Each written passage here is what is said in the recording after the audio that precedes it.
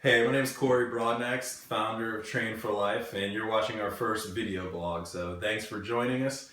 Today we're going to talk about neutral spine core training, and there are a lot of different theories about core training. There's crunching and rotating. Today we're going to focus on keeping our spine neutral, and the reason being is that our spine only wants to rotate about 30 degrees laterally.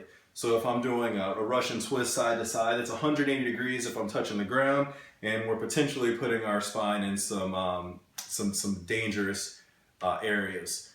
Also, flexion. Our spine only wants to flex about 15 degrees forward. So if we're sitting all the way up again, we're kind of going past what our spine wants to do.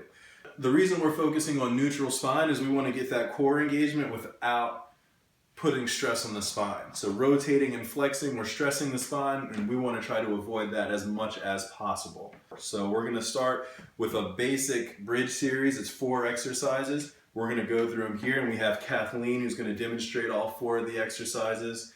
And we're going to start with our front bridge. So we're going to hop up into this plank position. You may call it a half plank in yoga, and we want the elbows directly under the shoulders. We want to brace the core so the belly button's not dropping to the ground. That's good. We're squeezing the glutes and we're driving the heels down to the ground, so we're really active. So you'll hear a lot of people say, oh, I can hold my plank for 4 or 5 minutes. We want to make the plank more difficult. So I'm actually going to try to pull the elbows into the abs, really squeeze the core, and we're going to hold it for about 20 seconds. That's awesome, Kathleen. You can relax. That way we're activating the plank, and if we need to make it harder, there are a bunch of ways we can make it harder, and there are a bunch of ways we can make it easier to get you to the spot where you need to be. Now we're going to come to our side plank. So again, we're going to stack the elbow directly under the shoulder. We're going to stack the feet. We're going to squeeze the glutes and brace the core. And we're going to lift up as high as we can. So again, when I say brace the core, think about bracing for impact. So we're lifting the hips up as high as we can. And we're pushing the hips up to the ceiling. Up, up, up. That's good. And what I want you to think about is squeezing that accordion. So those lower obliques, we're really focusing on squeezing them. We're going to hold this again for about 20 seconds, and we're going to hit both sides. Let's not forget that. And that's great, Kathleen. You can relax. So when we say core, we're actually talking about all the muscles that attach to the hip. So not just the frontal abs and obliques, also the glutes and these spinal erectors in the back. And the real job of the core is to keep us stable.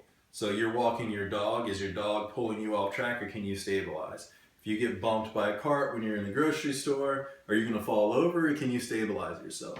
If I'm playing basketball and I'm dribbling and someone bumps me, and they're going to knock me off my path, or am I strong enough in my core to keep going in the direction I was going? And now we're going to flip over onto your back, and we're going to do our glute bridge. So we have a 90-degree bend in the knees. Our feet are flipped up to the ceiling, so our toes are pointing to the ceiling.